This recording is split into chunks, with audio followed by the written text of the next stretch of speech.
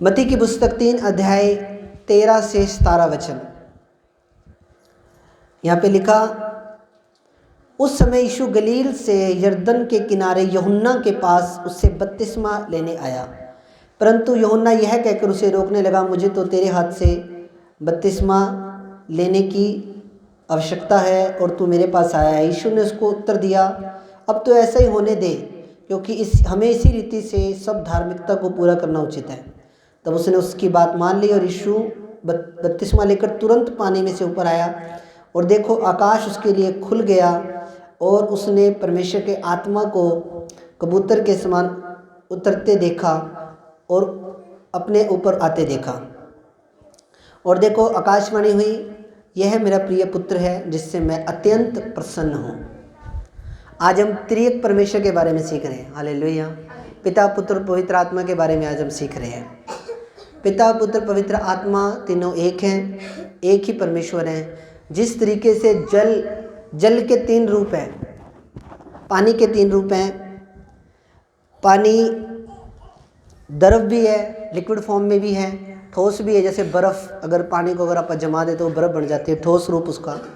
और भाप, जब आप पानी को ज़्यादा उबालते हैं तो वो भाप बन के ऊपर उड़ने लगता है, पर वो भी पानी ही है, पर है एक ही पानी है, पर उसके 3 रूप हैं। उसी तरह परमेश्वर एक ही है, उसके 3 रूप हैं। अगर मैं आपको बताऊं, मान लो एक कंपनी है, उसके अंदर वो 3 भाई मिलके एक कंपनी को चला रहे हैं, पर फर्म का नाम एक है, पर वो जो 3 मालिक 3 हैं। हालेलुया। फर्म का नाम एक ही है पर मालिक 3 है, और तीनों कोई किसी ने क्या ड्यूटी ले रखी है, किसी ने क्या ड्यूटी ले रखी है, पर फर्म एक ही है। उसी तरह परमेश्वर जो है, परमेश्वर एक है, पर परमेश्वर के 3 रूप हैं, पिता पुत्र और पवित्र आत्मा। हालेलुया। आज हम त्रिएकता के बारे में सीखने के लिए जा रहे हैं। ठीक है, पिता पुत्र पवित्र आत्मा एक है। आज के टाइम के अंदर बहुत से ऐसे मिशन इस धरती के ऊपर आ गए हैं जो पिता पुत्र पवित्र आत्मा को अलग अलग करते हैं और इकट्ठे उनको मानते नहीं हैं। पर बाइबल को अगर हम डीप स्टडी करें तो बाइबल में साफ लिखा हुआ है, पिता पुत्र पवित्र आत्मा स्टार्टिंग से एक हैं, एक थे और एक रहेंगे यीशु मसीह के सामर्थ्य नाम में। अभी कई ग्रुप ओनली जीसस हैं, यहोवा विटनेस हैं, वो सब अलग अलग कर दिया, बट बाइबल में लिखा पिता पुत्र पवित्र आत्मा एक है। हालेलुया। अब अगर हम इस यूहन्ना 3 की 13 से 17 के बीच में देखें तो यहाँ पे हम तीनों परमेश्वर को एक ही टाइम पे देखते हैं। तीनों परमेश्वर को, पिता परमेश्वर को, पुत्र परमेश्वर को और पवित्र आत्मा परमेश्वर को, तीनों परमेश्वर को हम एक ही टाइम पे हम इकट्ठे देखते हैं। पुत्र जो था, पुत्र जल में से बपतिस्मा लेकर ऊपर आ रहा है, पवित्र आत्मा कबूतर के रूप में उसके ऊपर उतर रहा है, और परमेश्वर यहोवा, परमेश्वर पिता स्वर्ग से बोल रहा है कि ये मेरा प्रिय पुत्र है, मैं इससे अत्यंत प्रसन्न हूँ। तो ये एक हमें उदाहरण देखने को मिलता है कि पिता पुत्र और पवित्र आत्मा एक है, और पिता पुत्र और पवित्र आत्मा तीनों हैं। अगर आप पुराने नियम के अंदर देखें तो उस टाइम के अंदर परमेश्वर यहोवा का रोल था। परमेश्वर यहोवा अपने नबियों से बात करता था, नबी जाते थे, कोई भी प्रभु का पैगाम लेके, प्रभु का मैसेज लेके आगे नबी जाते थे। जैसे यशाया हो गया, जैसे यहिजकेल हो गया, यिर्मयाह हो गया, और भी जैसे नातान नबी हो गया, है ना। जब दाऊद के पास नातान नबी गया, जब दाऊद ने पाप किया तो नातान नबी परमेश्वर के मैसेज को लेके गया।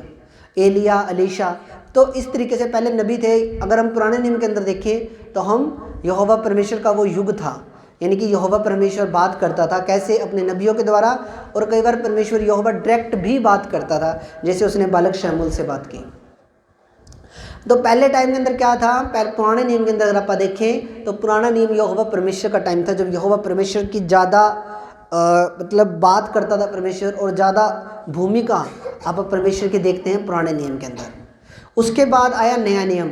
नए नियम के अंदर हम किसके बारे में देखते हैं, हम यीशु मसीह के जीवन के बारे में देखते हैं। परमेश्वर यीशु मसीह के बारे में देखते हैं कि यीशु मसीह कैसे संसार में आया, मानव का रूप धारण किया, परमेश्वर होने के बावजूद वो उसने स्वर्ग की महिमा छोड़ी, वो आया धरती पे, पूरे संसार के पापों को अपने ऊपर लिया, कुर्बान हुआ, मारा गया, गाड़ा गया, तीसरे दिन मुर्दों में से जिंदा हुआ। बड़े बड़े चमत्कार किए, मुर्दा लाजर को जिंदा किया, विधवा के बेटे को मुर्दा बेटे को जिंदा किया, 5000 लोगों को खाना खिलाया, 7000 लोगों को खाना खिलाया, और भी बड़े बड़े मिरेकल्स चमत्कार, कोढ़ियों को शुद्ध किया परमेश्वर ने, और भी अंधों को आंखों की रोशनी दी। बड़े बड़े काम प्रभु यीशु मसीह ने किए, वो हम सारे किस में देखते हैं? नए नियम के अंदर देखते हैं। यानी कि पुराने नियम के अंदर हम यहोवा परमेश्वर के करैक्टर को देखते हैं, और नए नियम के अंदर हम यीशु मसीह के करैक्टर को देखते हैं। उसके बाद कैसे मसीहत आगे बढ़ी, प्रभु यीशु मसीह के जो चेले थे, प्रभु यीशु मसीह के चेलों ने कैसे प्रचार किया, कैसे आगे चेले बने, नए चेले कौन से बने, प्रभु यीशु मसीह ने कौन से चेले चुने, वो सब हम नए नियम के अंदर देखते हैं।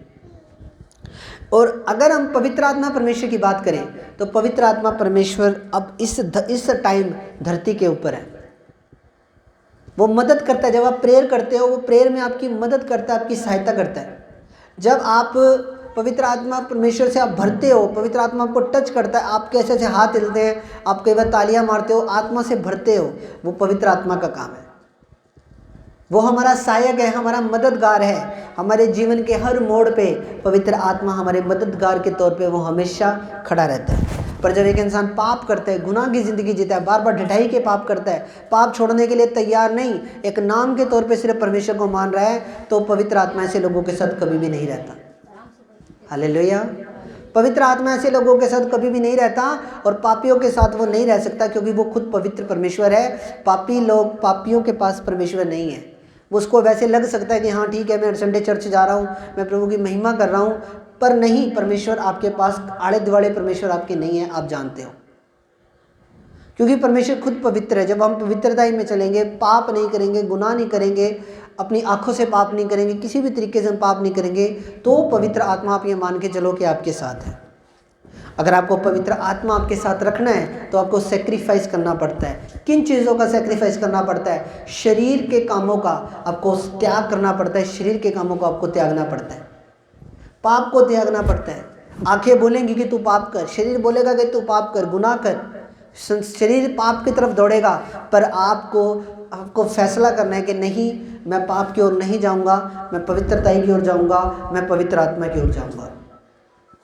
तो पवित्र आत्मा किन लोगों पे रहता है और किन लोगों पे पवित्र आत्मा मंडराता है? जो लोग अपने आप को पाप से फ्री रखते हैं, जो लोग पाप में गुनाह की ओर नहीं जाते, ऐसे लोगों के साथ परमेश्वर का आत्मा रहता है। आमीन।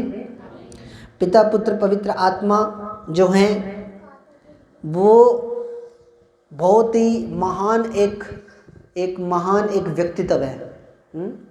जब वो आपकी लाइफ में है तो मेक श्योर आप लोग ये चीज़ मान के चलो, आपको हमेशा ज़िंदगी में जीत मिलेगी और हार का मुंह आप कभी नहीं देखोगे यीशु मसीह के नाम में। उसके वचन में लिखा, मैं तेरे मुंह को कभी काला नहीं होने दूंगा, मैं तुझे शर्मिंदगी में कभी भी नहीं आने दूंगा, मैं हमेशा तेरे साथ हूँ और मैं तुझे कभी भी शर्मिंदा नहीं होने दूंगा।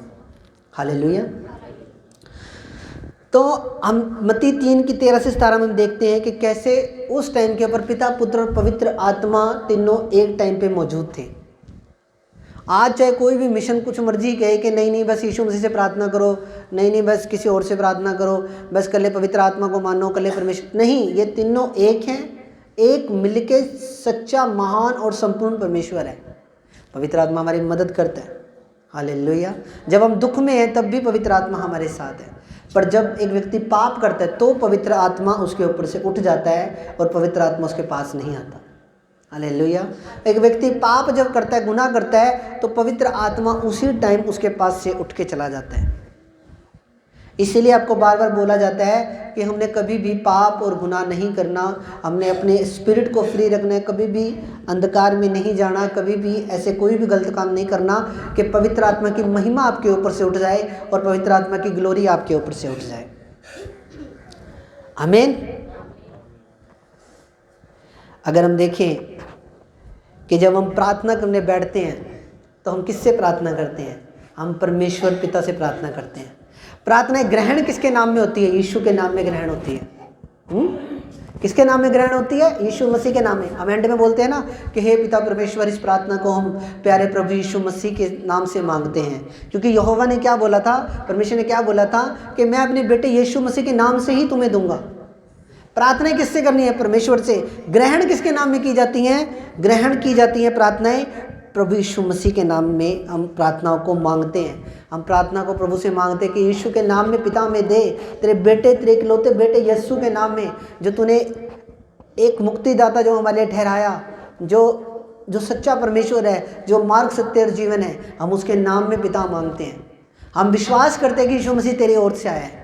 हम विश्वास करते हैं कि यीशु मसीह खुदा का इकलौता बेटा है और वो मारा गया, गाड़ा गया, तीसरे दिन मुर्दों में से जिंदा हुआ, आज भी जीवित है, परमेश्वर के दाहिने ओर बैठा है।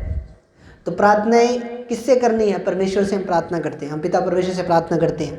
पर प्रार्थना मांगते किसके नाम में है? प्रभु यीशु के नाम में मांगते हैं। Hallelujah, hallelujah. और प्रार्थना में हमारी अगुवाई कौन करता है? पवित्र आत्मा हमारी अगुवाई करता है। तीनों इकट्ठे हैं। हाँ जी। और बाइबल में भी लिखा कि जो डोरी 3 धागों से बटी जाती है वो बहुत मजबूत होती है, वो टूट नहीं सकती। तो पिता, पुत्र, पवित्र आत्मा एक है और सदा ही वो एक ही रहेंगे। ठीक है। हम निवेदन प्रार्थना किसको करते हैं? परमेश्वर को करते हैं। मांगते किसके नाम में है? प्रभु यीशु मसीह के नाम में मांगते हैं। प्रार्थना में हमारी मदद, सहायता, हमारी अगुवाई कौन करता है? वो पवित्र आत्मा करता है। Hallelujah, hallelujah. एक वचन हम और देखेंगे, मत्ती की पुस्तक 28 अध्याय उसका 19 वचन। हालेलुया। मत्ती की पुस्तक 28 अध्याय उसका 19 वचन। मत्ती 28 उसका 19 वचन में लिखा, इसलिए तुम जाओ, सब जातियों के लोगों को चेला बनाओ, उन्हें पिता, पुत्र और पवित्र आत्मा के नाम से बपतिस्मा दो। यहाँ पे यीशु मसीह क्या बोल रहे हैं कि बपतिस्मा किसके नाम से देना है? पिता, पुत्र और पवित्र आत्मा के नाम से बपतिस्मा दो। प्रभु यीशु मसीह अपने चेलों को क्या सिखा रहे हैं कि तुम पिता, पुत्र और पवित्र आत्मा के नाम से बपतिस्मा देना। यानी बपतिस्मा जब आप लेते हो तो किसके नाम में लेते हो? आप त्रिएक परमेश्वर के नाम में आप बपतिस्मा लेते हो। पिता, पुत्र और पवित्र आत्मा के नाम में आप बपतिस्मा लेते हो।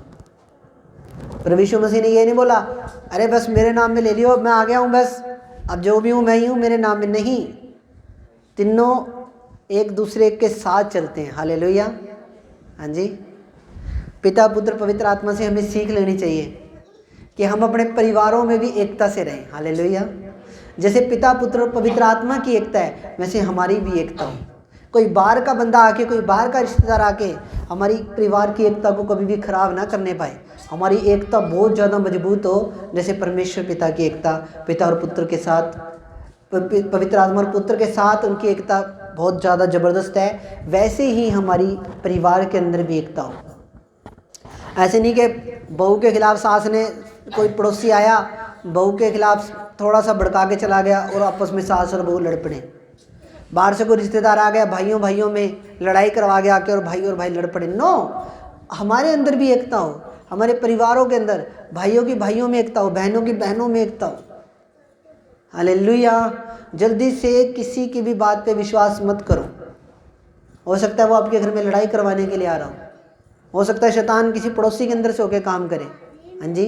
कई बार पड़ोसी चुगली लगा देते हैं, अरे तेरी बेटी तो ऐसी है, तेरा बेटा तो ऐसा है। हाँ जी। हालेलुया। पर आपको बात की तह तक जाना है, आपको बात को पहले कंफर्म करना है कि ऐसा है या नहीं।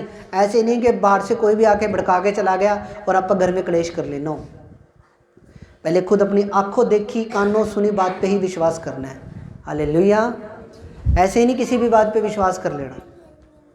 हमें विश्वास नहीं करना ऐसी किसी भी बात पे। तो हमारी एकता होनी चाहिए जैसे पिता, पुत्र और पवित्र आत्मा की एकता है। प्रभु यीशु मसीह ने क्या बोला? पिता, पुत्र और पवित्र आत्मा के नाम से तुम्हें बपतिस्मा मिले। किसके नाम से? पिता, पुत्र और पवित्र आत्मा। प्रभु यीशु मसीह ने अलग अलग नहीं किया।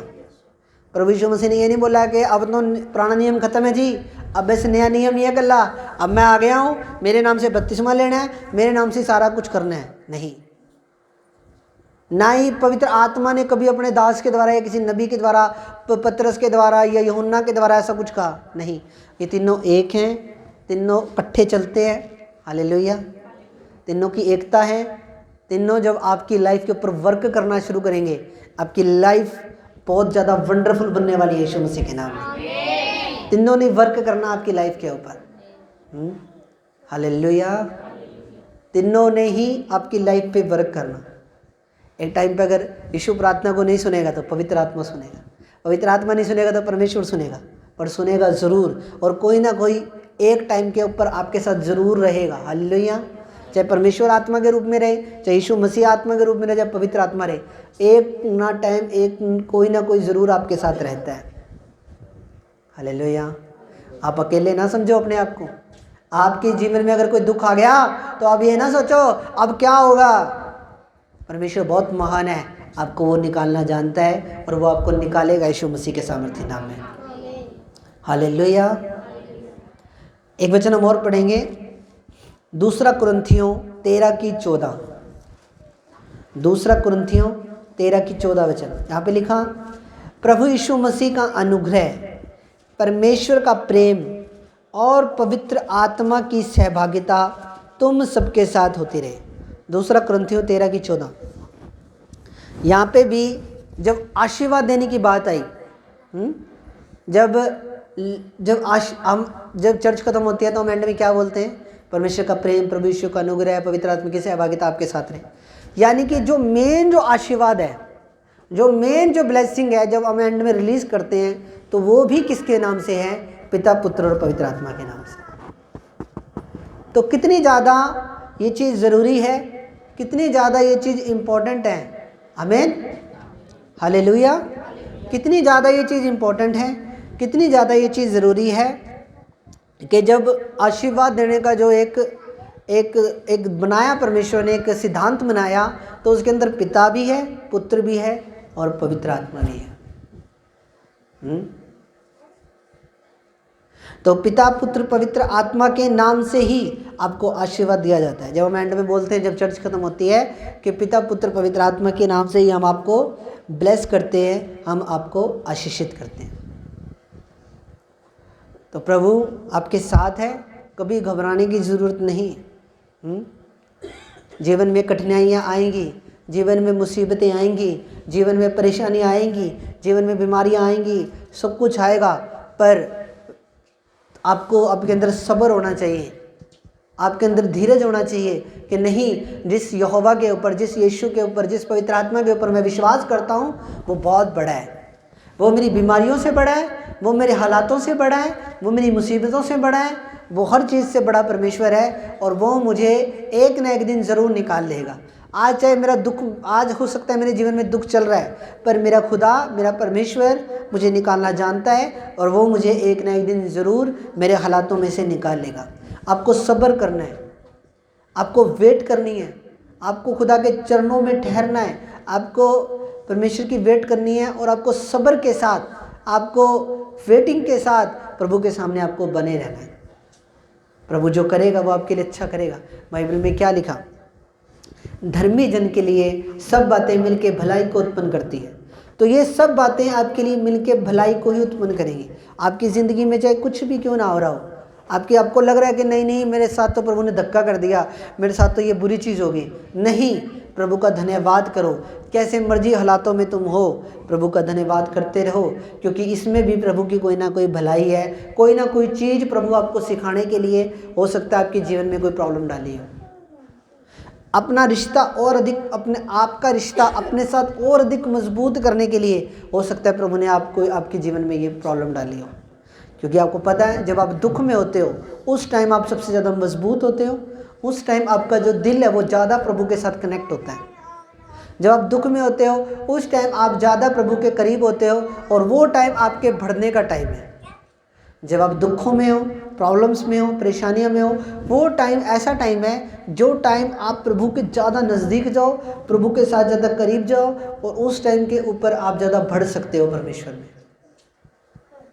तो इसलिए मेक श्योर आपको ये चीज़ पता होनी चाहिए कि परमेश्वर जो है, परमेश्वर मेरे साथ है, परमेश्वर ना मुझे कभी छोड़ेगा, ना मुझे कभी त्यागेगा, और अपनी आत्मा के द्वारा वो मुझे लीड करेगा, अपनी आत्मा के द्वारा वो मुझे चलाएगा। हालेलुया। जब ब्लेसिंग दी जाती है तो किसके नाम से दी जाती है? जब एंड में ब्लेसिंग, जो मेन जो आशीष दी जाती है, वो पिता, पुत्र और पवित्र आत्मा के नाम से ही दी जाती हैं। बाइबल में ऐसे सैकड़ों उदाहरण हैं। एक वचन हम और देखेंगे, उत्पत्ति की पुस्तक 1 अध्याय उसका 26 वचन। फिर परमेश्वर ने कहा, हम मनुष्य को अपने स्वरूप के अनुसार अपनी समानता में बनाएं और वे पृथ्वी पर अधिकार रखें। अब यहाँ पे परमेश्वर क्या कह रहे हैं कि हम वर्ड यूज हुआ है यहाँ पे।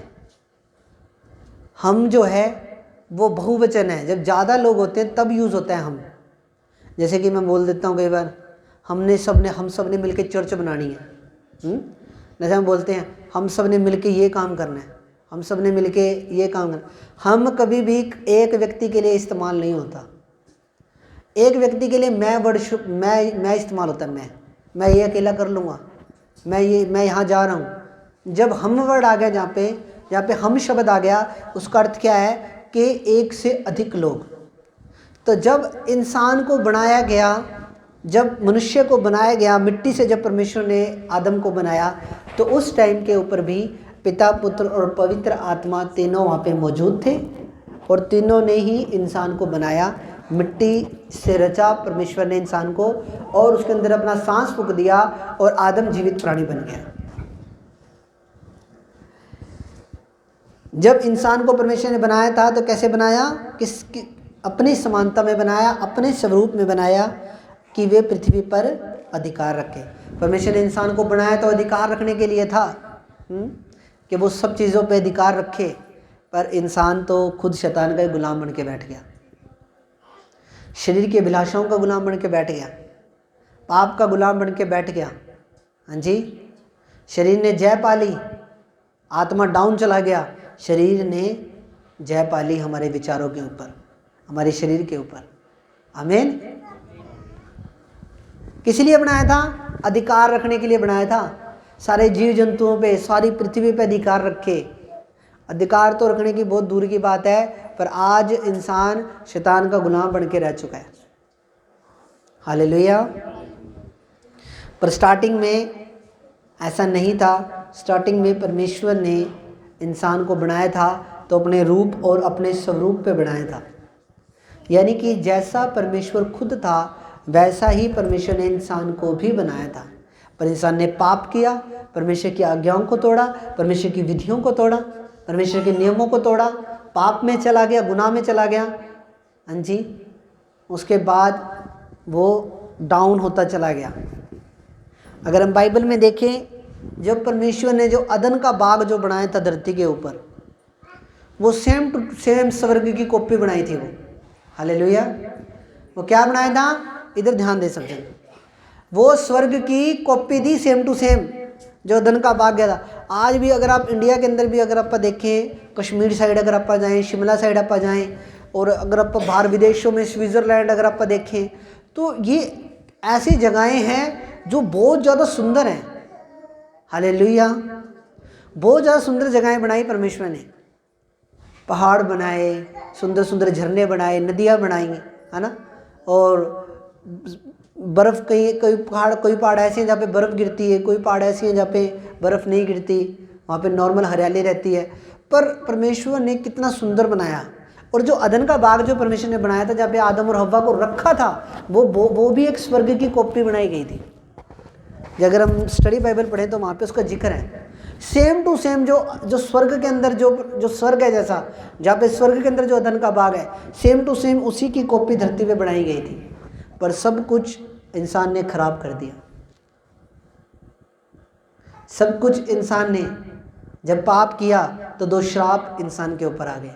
औरत के ऊपर श्राप आ गया कि जब तू बेबी को जन्म देगी तब तू अत्यधिक पीड़ा को सहन करेगी। आदमी के ऊपर क्या श्राप आया कि जब तक तू तेरे पसीना तेरा धरती पे जब तक नहीं गिरेगा तब तक तू रोटी नहीं खाएगा। ये 2 श्राप उस टाइम के ऊपर आए जब परमेश्वर की आज्ञा टूटी, और ये आज भी चल रहे हैं श्राप ये 2। पर परमेश्वर ने, पिता, पुत्र, पवित्र आत्मा ने जब इंसान को बनाया था तो उसको एक ईश्वरीय व्यक्ति के रूप में बनाया था। एक ईश्वरीय व्यक्ति के रूप में बनाया गया था उसको। आप ये चीज़ सोच के देखो कि जिसके ऊपर परमेश्वर के हाथ ही लग गए, जिसके अंदर खुद परमेश्वर ने अपनी आत्मा फूंक दी, वो क्या नॉर्मल है कोई चीज़? आज इंसान आप देखो कितने बड़े बड़े आविष्कार इंसान ने कर लिए। इंसान चांद तक पहुंच गया, मंगल ग्रह पे भी पहुंच गया, मंगल ग्रह पे पानी ढूंढ रहा है। कैसे कैसे आविष्कार इंसान ने कर लिए, कितने बड़े बड़े रॉकेट बना दिए, कितने बड़े बड़े चंद्रयान बना दिए, कितनी तरक्की साइंस ने कर ली। हालेलुया। मेडिकल साइंस ने कितनी तरक्की कर ली। क्यों कर ली?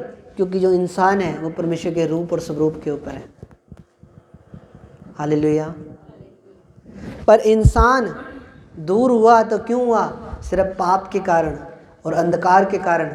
उसने अपने शरीर की बात को सुना, परमेश्वर की बात को नहीं सुना। शरीर की बात को मत सुनो, शरीर की बात तुम्हें नरक में ले जाएगी। शरीर की बात सुनने पे हो सकता है आज बड़ा आनंद लगे, आज बड़ा अच्छा लगे कि नहीं बड़ा मज़ा आ रहा है जी शरीर के काम करने में, हाँ जी, पर वो शरीर के काम, उसका एंड में रिजल्ट क्या निकलेगा ये देखो आप। उसका एंड में रिजल्ट क्या निकलेगा? उसका एंड में रिजल्ट ये निकलेगा कि नरक की आग निकलेगी। नरक के अंदर आपको डाल दिया जाएगा। और परमेश्वर ये नहीं चाहता कि कोई भी नरक में जाए। हालेलुया।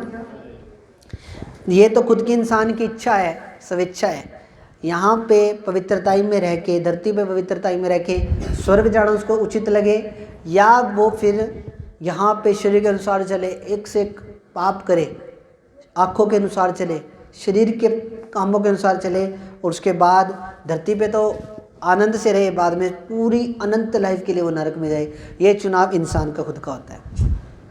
हालेलुया।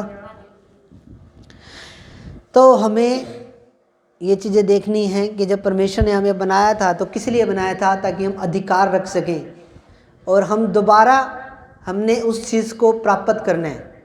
हम दोबारा आत्मा में बढ़ें, स्पिरिट में मजबूत हों, ठीक है, दोबारा हम व्रत रखें, प्रार्थना करें, आत्मा में मजबूत बने, और ताकि हम दोबारा शैतान पे, अंधकार पे, दुष्ट आत्माओं पे, सब पे हम दोबारा अधिकार कर सकें, यानी कि दोबारा उन पे हम अथॉरिटी कर सकें अपनी। हालेलुया। परमेश्वर अनंत है, परमेश्वर सर्वशक्तिमान है, सर्वज्ञानी है, सर्वव्यापी है, परमेश्वर पवित्र है, परमेश्वर सत्य है, परमेश्वर कृपालु है, परमेश्वर सहभागिता रखने वाला वो परमेश्वर है। आमीन। ठीक है, तो प्रभु आपको बरकत दे इस वचन के द्वारा। ठीक है, पिता पुत्र पवित्र आत्मा एक है। जो व्यक्ति इस बात पे विश्वास करता है कि पिता पुत्र और पवित्र आत्मा एक हैं, वो परमेश्वर को आदर देता है। हालेलुया। क्या करता है? वो परमेश्वर को आदर देता है और परमेश्वर उससे प्रसन्न होता है। परमेश्वर, जो मनुष्य है ना, मनुष्य भी एक तिर्यक प्राणी है। हाँ जी, तिर्यक प्राणी कैसी है? मनुष्य के अंदर शरीर भी है, आत्मा भी है, प्राण भी है। तीन चीज़ है ना इंसान। हाँ जी, तीन चीज़ों के मेल से इंसान बना है। शरीर है, आत्मा है, और प्राणी और प्राण है। तो इंसान भी किससे बना है? त्रियक है इंसान भी। ठीक है, और परमेश्वर भी त्रियक है। Hallelujah, hallelujah. तो कंफ्यूज नहीं होना, कंफ्यूज नहीं होना आपको कभी भी कंफ्यूज नहीं होना। परमेश्वर जो है, परमेश्वर एक है। जैसे पानी के तीन रूप हैं, ठोस, द्रव, गैस।